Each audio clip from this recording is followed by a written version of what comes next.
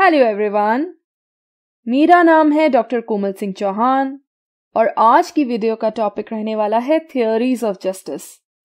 So let's start the topic. Previous video में हमने justice के बारे में समझा था, इसके मीनिंग और नेचर के बारे में समझा था, जिसमें हमने जाना था कि जस्टिस का मीनिंग होता है गिविंग एवरी पर्सन हिज और हर due as well as proper distribution of goods and resources। और डिस्ट्रीब्यूशन किस बेसिस पर होना चाहिए, इसको लेकर भी डिफरिंग व्यू पॉइंट्स हैं। इसी आधार पर जस्टिस की डिफरेंट थियोरीज हैं, जिन्हें डाइवर्स पर्सपेक्टिव्स ऑन जस्टिस भी कहा जाता है। And it includes the liberal theory, libertarian theory, Marxist theory, democratic socialist theory, anarchist theory, feminist theory of justice along with the communitarian theory of justice। तो चलिए इन्हें one by one समझते हैं। सबसे पहले आती है the liberal theory of justice, जिसके अकॉर्डिंग जस्टिस का कंसर्न क्या होना चाहिए? गुड्स एंड रिसोर्सेज का जस्ट डिस्ट्रीब्यूशन, विच मीन्स कि सोसाइटी में गुड्स एंड रिसोर्सेज को फेयरली डिस्ट्रीब्यूट करना चाहिए। अब फेयर डिस्ट्रीब्यूशन कैसे हो सकता है, इसको लेकर भी अलग अलग विचार हैं, जो कि मैंने आपको प्रीवियस वीडियो में बताए थे। आप नेचर ऑफ जस्टिस में उनको चेक कर सकते हैं। लिबरल थियोरी मानती है कि एक सोसाइटी में जस्टिस कैसे लाया जा सकता है। वो लाया जा सकता है लिबरल वैल्यूज को अचीव करके। अब ये लिबरल वैल्यूज कौन सी होती हैं? ये होती हैं इक्वालिटी, फ्रीडम और राइट्स। ये ऐसी वैल्यूज हैं जो हमें जस्टिस अचीव करने में मदद करती हैं और इनजस्टिस होने से बचाती हैं। जाहिर सी बात है, अगर हमारे पास प्रॉपर राइट्स होंगे तो हम किसी भी प्रकार के इनजस्टिस से बच सकते हैं। हम कोर्ट्स का भी सहारा ले सकते हैं। सो दिस थियोरी ले stress on the liberal values. और इस पर्सपेक्टिव से रिलेटेड जो मोस्ट इंपॉर्टेंट थिंकर हैं, दैट इज जॉन रॉल्स। कौन सा इंपॉर्टेंट वर्क है उनका? Theory of justice. इन्होंने जस्टिस से रिलेटेड अपनी थियोरी दी है, जिसमें वो जस्टिस को डिफाइन करते हैं एज फेयरनेस। रॉल्स ने जस्टिस को एज फेयरनेस डिफाइन किया है, जो कि दो प्रिंसिपल्स पर आधारित है, और जो सेकंड प्रिंसिपल है वो फर्दर टू पार्ट्स में डिवाइडेड है। पहला प्रिंसिपल है लिबरल प्रिंसिपल, which ensures कि सभी citizens के पास equal rights और liberties हों, like freedom of speech, thought and expression, freedom of association and freedom of religion। वहीं दूसरा है equality principle, जिसमें पहला principle deals with fair equality of opportunities। इसका मतलब ये है कि offices और positions सभी लोगों के लिए equally open हों। डजंट मैटर उनकी कास्ट क्या है, जेंडर क्या है, किस क्लास से वो आते हैं। So there should be fair equality of opportunities. उसके बाद आता है द डिफरेंस प्रिंसिपल, जो कि एक बहुत इंपॉर्टेंट एस्पेक्ट है रॉल्स की थियोरी का। इस प्रिंसिपल में रॉल्स कहते हैं कि सोसाइटी में किसी भी प्रकार की सोशल या इकोनॉमिक इनइक्वालिटी तब तक जस्टिफाइड है अगर उससे least advantage section of the society को बेनिफिट हो रहा हो तो। एग्जाम्पल के तौर पर कुछ लोगों का यह मानना है, स्पेशली द लिबर्टेरियंस, कि रिजर्वेशन जो है वो भी एक प्रकार की इनइक्वालिटी है, क्योंकि इसमें आप कुछ पर्टिकुलर लोगों को एक्स्ट्रा बेनिफिट दे रहे हो। बट रॉल्स के अकॉर्डिंग रिजर्वेशन जस्टिफाइड होगी क्योंकि ये least advantage section of the society को बेनिफिट दे रही है। This is the difference principle। Now Rawls के theory of justice में और भी बहुत सी चीजें हैं जो included हैं, like original position, wheel of ignorance। वो सब मैं एक separate वीडियो में डिस्कस करने वाली हूँ। तो ये होती है लिबरल थियोरी ऑफ जस्टिस, जिसका मानना है कि जस्टिस का कंसर्न होना चाहिए just distribution of goods and resources से। उसके बाद आती है लिबर्टेरियन थियोरी ऑफ जस्टिस।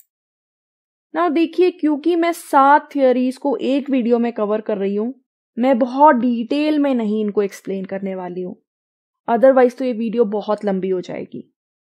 और इस पर्टिकुलर टॉपिक के लिए आप ओपी गाबा बुक को भी कंसल्ट कर सकते हैं, उसमें बहुत अच्छे से इसको कवर किया गया है। सो लिबर्टेरियन थियरी ऑफ जस्टिस के मेन कंट्रीब्यूटर हैं रॉबर्ट नॉजिक। लिबर्टेरियनिज्म सपोर्ट करता है इंडिविजुअल लिबर्टी की। इसका मानना है कि सरकार का कम से कम कंट्रोल होना चाहिए सिटीजन्स की लाइफ पे और सिटीजन्स को खुद से रिस्पॉन्सिबल बनने देना चाहिए।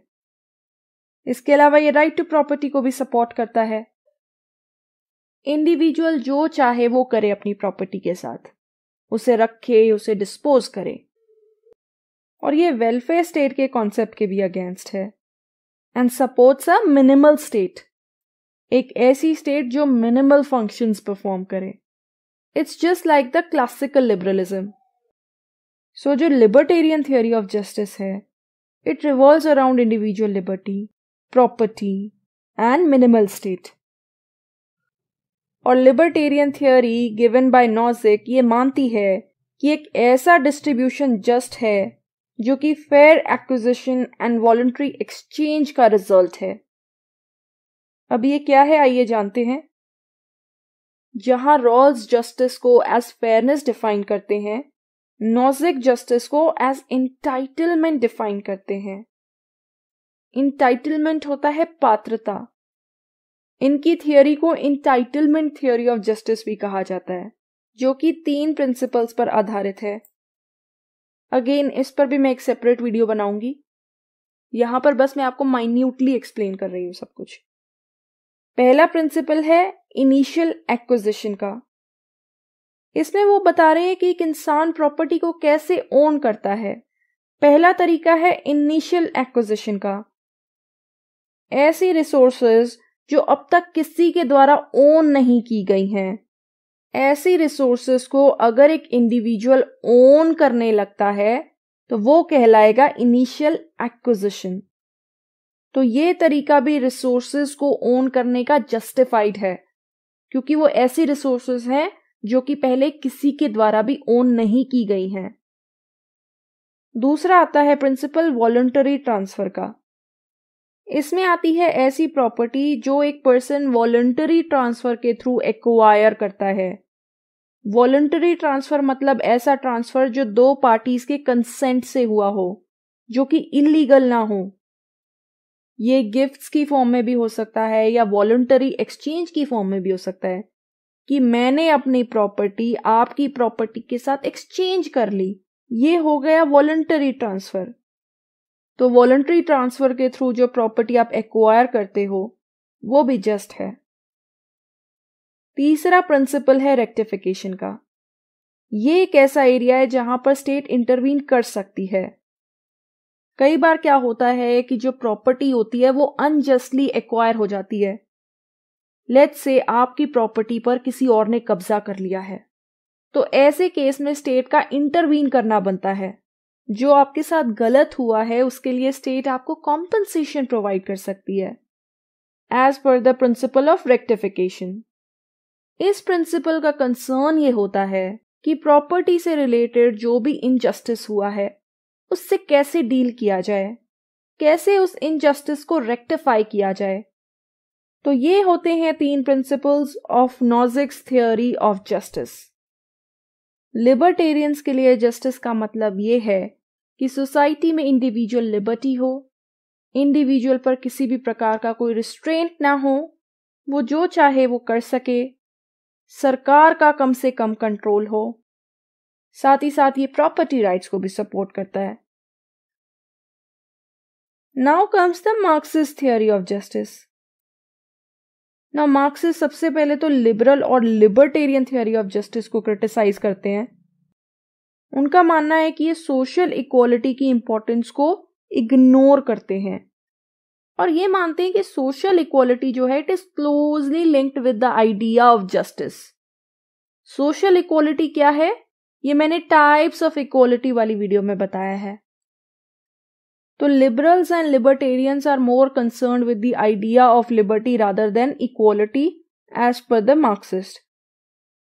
फिर वो बताते हैं कि एक सोसाइटी में कई तरीकों के इनजस्टिस एग्जिस्ट करते हैं, जिनमें से एक है अनइवन डिस्ट्रीब्यूशन ऑफ इनकम। जिसकी वजह से जो रिच हैं वो रिचर होते जा रहे हैं और जो पुअर हैं वो पुअरर होते जा रहे हैं। और ऐसा क्यों है वो आपको पता ही है, क्योंकि मार्क्सिस्ट के लिए जो स्टेट है वो एक इंस्टीट्यूशन है किनका? Institution at the hands of the rich class या dominating class. State dominating class को प्रेफर करती है, जिससे डोमिनेटेड क्लास का एक्सप्लॉयटेशन होता है, वो इनजस्टिस फेस करते हैं। और इसकी वजह से क्या होता है? Inequality of wealth and welfare बढ़ती जाती है, जिसके लिए ब्लेम किया जाता है कैपिटलिज्म को। क्योंकि जो मार्केट्स हैं और एंटरप्राइजेस हैं वो फंक्शन करती हैं कैपिटलिस्ट की विश के अकॉर्डिंग, जो कि मार्क्स ने लेबर थियरी ऑफ वैल्यू में भी बताया है। तो जब तक इनइक्वालिटी है तब तक जस्टिस नहीं हो सकता। अगर हमें सोसाइटी में जस्टिस चाहिए और सोशल इक्वालिटी चाहिए तो क्या करना पड़ेगा? कैपिटलिज्म को डिस्ट्रॉय करना पड़ेगा, प्राइवेट प्रॉपर्टी को खत्म करना पड़ेगा और बुर्जुआ क्लास का एंड करना पड़ेगा, जो कि मेन एजम्पशंस है मार्क्सिज्म की इन जनरल। प्राइवेट प्रॉपर्टी को खत्म करके क्या शुरू की जाएगी? Common ownership. सब लोग रिसोर्सेज को कॉमनली ओन करेंगे, जिससे सोसाइटी में सोशल इक्वालिटी और जस्टिस आएगा। ना तो कोई क्लास होगी ना कोई स्टेट होगी, सब बराबर होंगे, सोसाइटी में इक्वालिटी होगी। So according to Marxist theory, capitalism को एंड करके पहले सोशलिस्ट और फिर कम्युनिस्ट सोसाइटी इस्टेब्लिश होगी, जिसमें सब लोग बराबर होंगे, कोई क्लास नहीं होगी, कोई स्टेट नहीं होगी, ना ही किसी प्रकार का कोई एक्सप्लॉयटेशन या ऑपरेशन होएगा। और ऐसी सोसाइटी जस्टिस और इक्वालिटी पर आधारित होगी। It will be based on the principle of from each according to their ability and to each according to their needs.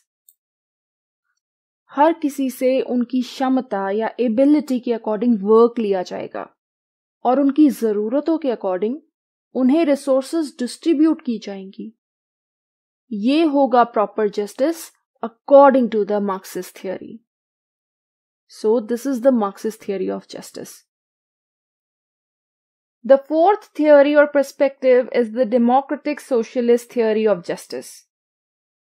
Now, जहां मार्क्सिज्म बात करता है सोशलिज्म लाने की through revolutionary methods, democratic socialism बात करता है डेमोक्रेटिक मेथड्स की।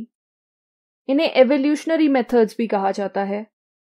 अनलाइक मार्क्सिज्म, जिसमें रेवोल्यूशनरी मेथड्स के थ्रू सोशलिज्म को इस्टेब्लिश किया जाएगा और तभी पॉसिबल है कि लोगों के साथ जस्टिस हो सकेगा, डेमोक्रेटिक सोशलिज्म का मानना है कि हमें पूरे तरीके से कैपिटलिज्म को हटाने की जरूरत नहीं है, बल्कि हम इसी सिस्टम में कुछ चेंजेस ला सकते हैं, जिससे कि ये एक कंट्रोल्ड सिस्टम बन जाए। तो विद इन कैपिटलिस्ट सोसाइटी भी पॉसिबल है कि लोगों के साथ प्रॉपर जस्टिस हो सके, उनको प्रॉपर जस्टिस मिल सके। इस पर्सपेक्टिव का मानना है कि हमें पूरे तरीके से मीन्स ऑफ प्रोडक्शन को सोशलाइज करने की जरूरत नहीं है।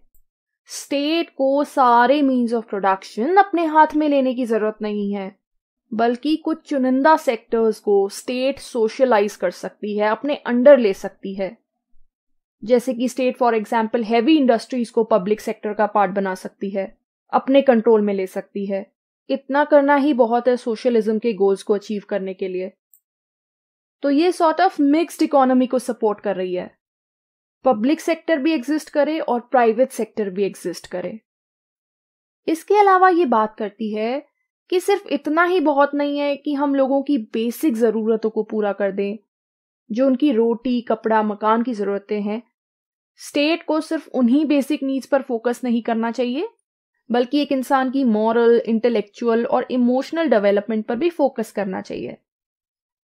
और ये कैसे होगा? जब उनको प्रॉपर राइट्स प्रोवाइड किए जाएंगे, like freedom of thought and expression, freedom of religion, freedom of movement. इसके अलावा स्टेट को उनकी एजुकेशन पर भी ध्यान देना पड़ेगा, एंटरटेनमेंट और आर्ट एंड कल्चर पर भी ध्यान देना चाहिए, सो दैट एक इंडिविजुअल का ओवरऑल डेवलपमेंट हो सके। और ये थियोरी हर प्रकार की डिक्टेटरशिप के अगेंस्ट है, उसको अपोज करती है। तो मार्क्सिज्म भी तो बात करता है डिक्टेटरशिप ऑफ द प्रोलेटरी की, उसको भी अपोज करती है। हर तरीके की डिक्टेटरशिप खराब है। और हैरल्ड लास्की इस थियोरी के इंपॉर्टेंट कंट्रीब्यूटर हैं। वो इस बात का सपोर्ट करते थे कि सोशलिज्म को जो डेमोक्रेटिक प्रिंसिपल्स होते हैं लिबरलिज्म के, उनके साथ कंबाइन करने की जरूरत है। तो ये होती है democratic socialist theory of justice, जिसके लिए जस्टिस क्या है कि सभी इंडिविजुअल्स को डेमोक्रेटिक राइट और सिविल लिबर्टीज मिलें, like the freedom of thought and expression, और इसके साथ ही साथ सोशो इकोनॉमिक राइट्स भी मिले, like the right to form labour unions and the right to adequate opportunities for livelihood. ऐसी सोसाइटी में एक इंडिविजुअल को अपना प्रॉपर ड्यू मिल सकता है। Fifth theory is the anarchist theory of justice. Anarchism state को एक ऐसा इंस्टीट्यूशन मानता है जो कि फोर्स पर आधारित है, बल पर आधारित है, बल का प्रयोग करती है। तो सोसाइटी इस प्रकार से ऑर्गेनाइज्ड होनी चाहिए कि जिसमें स्टेट की फोर्सफुल पावर ना हो, और ऐसी सोसाइटी कोऑपरेशन पर आधारित हो। तो एज पर दिस थियोरी और पर्सपेक्टिव, सोसाइटी में जस्टिस कैसे आ सकता है? अगर गवर्नमेंट को एबॉलिश कर दिया जाए, खत्म कर दिया जाए गवर्नमेंट के इंस्टीट्यूशन को, या तो पूरे तरीके से या पार्टली, ताकि वो फोर्स का यूज ना कर सके। इनफैक्ट अनार्किस्ट हर उस अथॉरिटी को रिजेक्ट करते हैं जो एक इंसान के एक्शंस में और उनके द्वारा बनाई गई एसोसिएशंस में कंटिन्यूअसली इंटरफेयर करते हैं। ये लोग गवर्नमेंट को ईविल मानते हैं। वैसे तो देखिए, मार्क्स भी स्टेटलेस और क्लासलेस सोसाइटी को सपोर्ट करते थे, लेकिन उनको हम अनार्किस्ट नहीं मानते हैं। तो अनार्किस्ट थियोरी के कंट्रीब्यूटर्स हैं विलियम गॉडविन, फ्रॉडा, मिकाइल बकुनिन और पीटर करोपत्किन। इसके अलावा गांधी जी को भी एक अनार्किस्ट माना जाता है। उनको फिलोसॉफिकल अनार्किस्ट माना जाता है। हर थिंकर ने अपने तरीके से बताया है कि सोसाइटी में जस्टिस कैसे आ सकता है। So firstly, according to William Godwin, जिन्हें की first modern defender of anarchism माना जाता है, उनके लिए जस्टिस कैसे आ सकता है?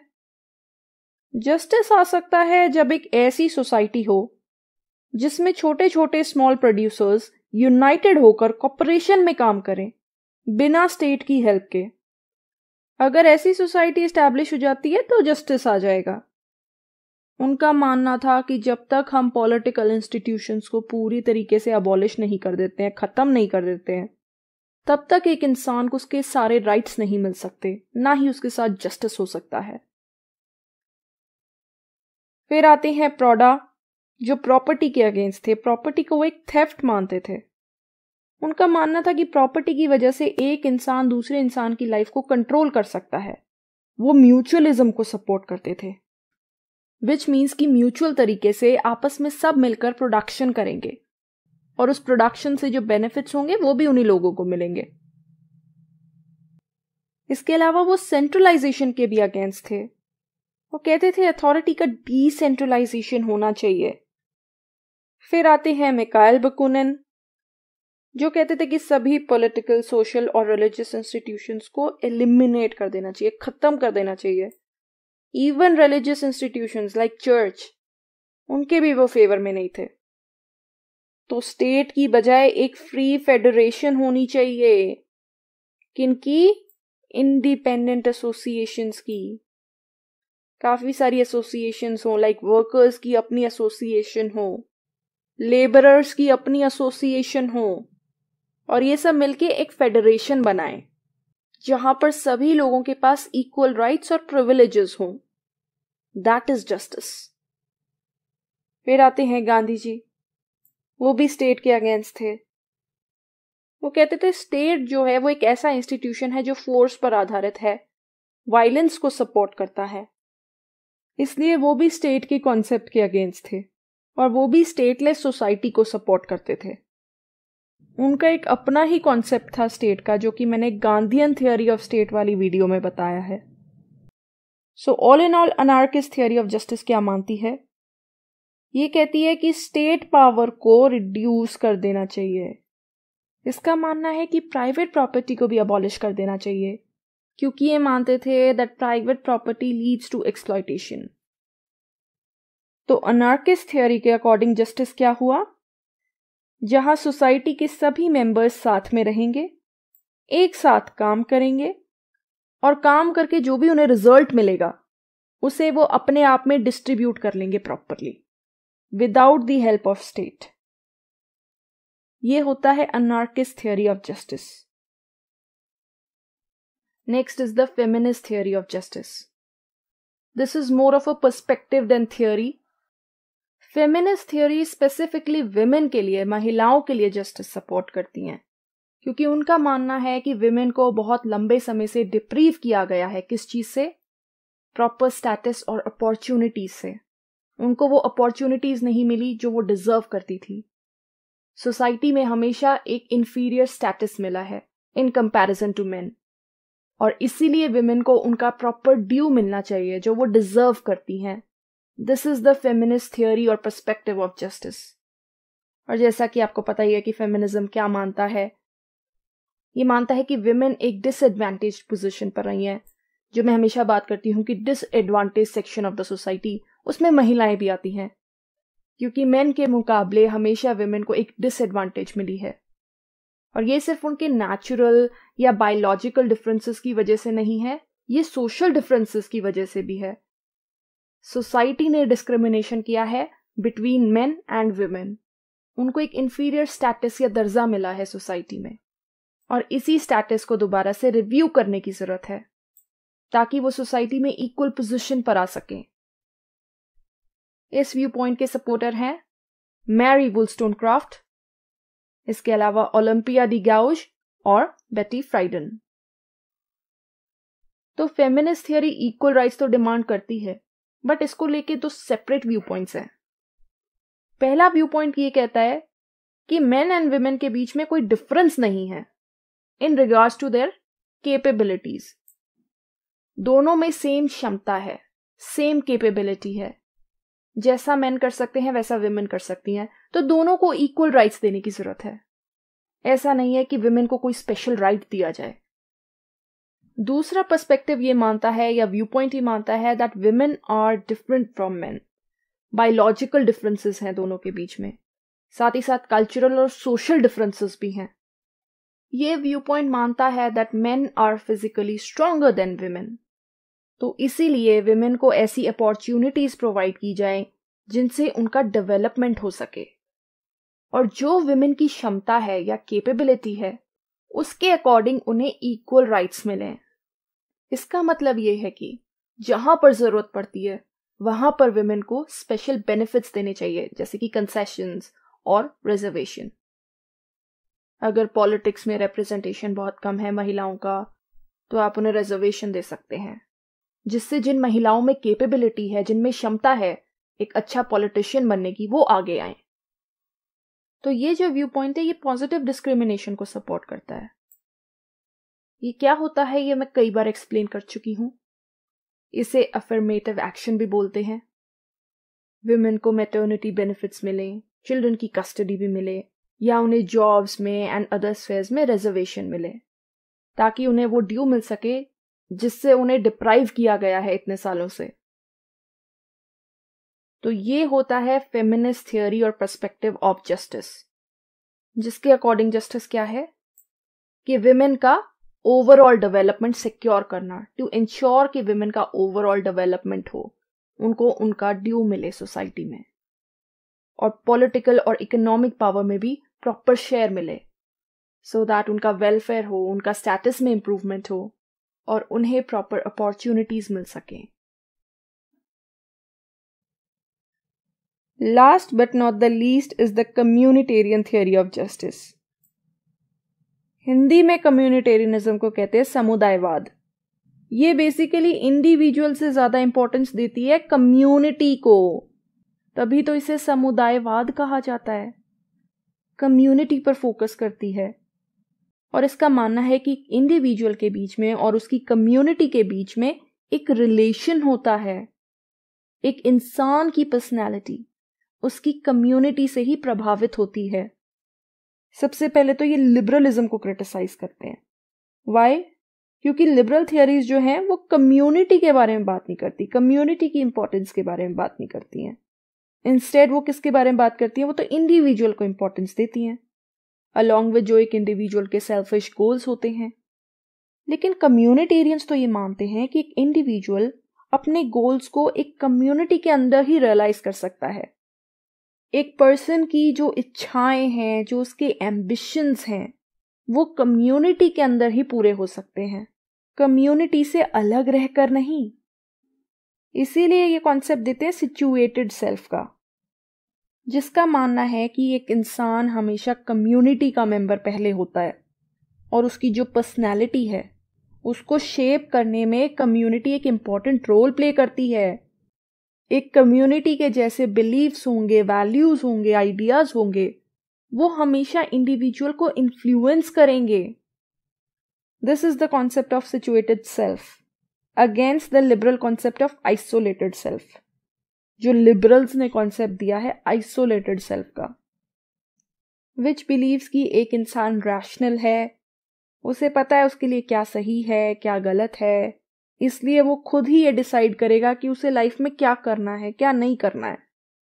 कम्युनिटेरियन थियोरी के प्रोपोनेंट्स हैं Alasdair MacIntyre, Michael Sandel, Charles Taylor और माइकल वॉल्जर। अब आप देख सकते हैं कि मैंने यहाँ पर इनके इम्पॉर्टेंट वर्क्स भी मेंशन करे हैं। ऐसा इसलिए है क्योंकि चाहे कोई कंपेटिटिव एग्जाम हो या कोई एंट्रेंस एग्जाम, इन थिंकर्स और इनके वर्क के बारे में बहुत ज़्यादा पूछा जाता है। मोस्टली इनको मैचअप्स की फॉर्म में पूछा जाता है आपको कंफ्यूज करने के लिए। तो माय ओनली सजेशन इज कि आपको ये क्रैम करने पड़ेंगे, तो आप इसका यहाँ स्क्रीनशॉट भी ले सकते हैं। कम्युनिटेरियन थियोरी में भी डिफरेंट थिंकर्स ने अपने पर्सपेक्टिव्स ऑफर करे हैं। सबसे पहले आते हैं एलिस्टर मैकेंटायर, जिनका मानना था कि एक इंडिविजुअल तभी तरक्की कर सकता है जब वो दूसरे इंसानों के साथ कोऑपरेशन में काम करे। आइसोलेशन में रहकर एक इंसान सक्सेसफुल नहीं हो सकता है। तो एक इंसान का प्रॉपर डेवलपमेंट तभी हो सकता है जब वो अपने आप को कोऑपरेटिव ह्यूमन एक्टिविटीज में इंगेज करे। माइकल सैंडल भी कुछ ऐसा ही कहते हैं। उनका मानना है कि एक आइसोलेटेड इंडिविजुअल कभी भी जस्टिस नहीं अचीव कर सकता है, क्योंकि एक ऐसा इंडिविजुअल जो दूसरों से कटा हुआ है, कट ऑफ है, वो सिर्फ प्रॉफिट के पीछे भागता है। ऐसे लोगों को कभी जस्टिस नहीं मिलता। जस्टिस तो उनको मिलता है जो कम्युनिटी में रह के काम करते हैं, क्योंकि ग्रुप में काम करने से क्या होता है कि एक दूसरे के प्रति जो अंडरस्टैंडिंग है वो बढ़ती है और एक दूसरे के प्रति ना म्यूचुअल अफेक्शन बढ़ती है, या आप कह सकते हैं कि एक भाईचारा बनता है। जब आप ग्रुप में रह के काम करते हैं कम्युनिटी फीलिंग आती है। यही कम्युनिटी फीलिंग जस्टिस के लिए जरूरी है। The next very important thinker is Michael Walzer, जिन्होंने एक बहुत ही इंपॉर्टेंट कॉन्सेप्ट दिया है कॉम्प्लेक्स इक्वालिटी का। इनफैक्ट ये पहले ऐसे थिंकर हैं जिन्होंने एक communitarian theory of justice present करने की कोशिश की है। वॉल्जर का मानना था कि हर कम्युनिटी का अपना एक पर्टिकुलर आइडिया है जस्टिस को लेकर। तो अगर हमें जस्टिस के बारे में जानना है कि जस्टिस के क्या प्रिंसिपल्स हैं, जस्टिस क्या होता है, तो उसके लिए हमें कम्युनिटी की स्टडी करनी चाहिए। वाई? क्योंकि हर कम्युनिटी का अपना एक अलग कॉन्सेप्ट है जस्टिस को लेकर। अब सवाल आता है कि ये कॉम्प्लेक्स इक्वालिटी क्या है। कॉम्प्लेक्स इक्वालिटी मानती है कि जो अलग अलग चीजें हैं उनका डिस्ट्रीब्यूशन प्रॉपर तरीके से होना चाहिए। अलग अलग स्फेयर्स के लिए डिस्ट्रीब्यूशन का जो क्राइटेरिया है वो डिफरेंट होना चाहिए। सुनने में आपको बहुत कॉम्प्लिकेटेड लग रहा होगा, पर मैं आपको एक एग्जाम्पल के थ्रू समझा देती हूँ कि क्या होती है कॉम्प्लेक्स इक्वालिटी। एजुकेशनल स्फेयर में डिस्ट्रीब्यूशन का क्राइटेरिया अलग होना चाहिए और पॉलिटिक्स में डिस्ट्रीब्यूशन का क्राइटेरिया अलग। सपोज कर लीजिए कि एक पर्टिकुलर कास्ट है, कोई भी कास्ट आप अपने दिमाग में इमेजिन कर लो। वो कास्ट एजुकेशनल स्फेयर में बहुत स्ट्रांग है और क्योंकि वो एकेडमिकली स्ट्रांग है आगे उन्हें जॉब्स भी अच्छी मिल जाती हैं। लेकिन पॉलिटिकल स्फेयर में वो बहुत वीक हैं, पॉलिटिक्स में उनका कोई रिप्रेजेंटेशन ही नहीं है। तो ऐसे में क्या होता है ना कि उस कास्ट को पॉलिटिक्स में रिजर्वेशन दे दिया जाता है ताकि वो कास्ट पॉलिटिक्स में भी आगे आए, उन्हें प्रॉपर रिप्रेजेंटेशन मिले। तो according to the principle of complex equality, ये जो रिजर्वेशन है ये सिर्फ और सिर्फ पॉलिटिक्स के स्फेयर में मिलना चाहिए। अगर ये रिजर्वेशन पॉलिटिक्स के साथ साथ एजुकेशन के स्फेयर में भी दे दी गई तो उसका फायदा कुछ नहीं होगा। एजुकेशन में तो ऑलरेडी वो लोग बहुत स्ट्रांग है, और अगर उन्हें रिजर्वेशन दे दिया जाएगा तो उनकी तो उसमें डोमिनेंस हो जाएगी, और उससे क्या होगा कि एजुकेशनल स्फेयर में इनइक्वालिटी आ जाएगी, क्योंकि अननेसेसरी डोमिनेंस हो जाएगा उस क्लास का जो कि ऑलरेडी बहुत स्ट्रांग है। तो हर स्फेयर की जरूरतें अलग हैं। जरूरी नहीं है कि अगर कोई एजुकेशनल स्फेयर में स्ट्रांग है तो वो पॉलिटिकल स्फेयर में भी स्ट्रांग होगा। इसीलिए हर स्फेयर में डिस्ट्रीब्यूशन का क्राइटेरिया अलग अलग होना चाहिए। अब हर जगह आप सेम तरीके का डिस्ट्रीब्यूशन कर दोगे तो कॉम्प्लेक्स इक्वालिटी का मानना है कि इससे सोसाइटी में इनइक्वालिटी आ सकती है। ऐसा नहीं होना चाहिए कि हर फील्ड में, पॉलिटिक्स में भी, इकोनॉमिकल स्फेयर में भी, एजुकेशनल स्फेयर में भी एक जैसा रिजर्वेशन लागू कर दिया जाए, क्योंकि एज पर कॉम्प्लेक्स इक्वालिटी ऐसा करने से सोसाइटी में फर्दर इनइक्वालिटी आ जाएगी। ये होता है कॉम्प्लेक्स इक्वालिटी का कॉन्सेप्ट। और ये थी हमारी कम्युनिटेरियन थियोरी ऑफ जस्टिस, जो कि इंपॉर्टेंस देती है कम्युनिटी को ओवर द इंडिविजुअल। और इसका मानना है कि एक इंडिविजुअल जस्टिस तभी रियलाइज कर सकता है अगर वो कम्युनिटी का पार्ट है। तो ये था हमारा आज का टॉपिक, जिसमें हमने समझा डिफरेंट थियोरीज ऑफ जस्टिस, जिन्हें डिफरेंट पर्सपेक्टिव्स ऑफ जस्टिस भी कहा जाता है। उम्मीद है कि ये सभी थियोरीज आपको समझ में आई होंगी। तो आज की वीडियो में इतना ही। अगर आपको मेरी वीडियो पसंद आई हो तो प्लीज इसे लाइक कीजिएगा, अपने दोस्तों और फैमिली रिलेटिव से शेयर कीजिएगा और मेरे चैनल को सब्सक्राइब कीजिएगा। Thank you so much. आपका दिन शुभ हो।